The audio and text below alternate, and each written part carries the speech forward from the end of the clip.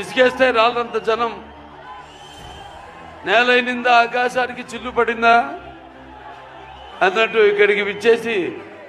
అభిమానపు కట్టలను తెంచుకొని వర్షానికి తడిచిన బురదను కూడా లెక్క చేయకుండా గట్టులను దాటుకుని పడి లేచి ఇక్కడికి విచ్చేసిన మొత్తం చింతామణియే కాదు, చుట్టుపక్కల ప్రాంతాల్లో నుంచి విచ్చేసిన నా తమ్ముడు శివన్న, అలాగే నా అభిమానులందరికీ, అలాగే ఈ ప్రోగ్రాం వీక్షిస్తున్న ప్రేక్షకులు, కన్నడ ప్రేక్షకులందరికీ కూడా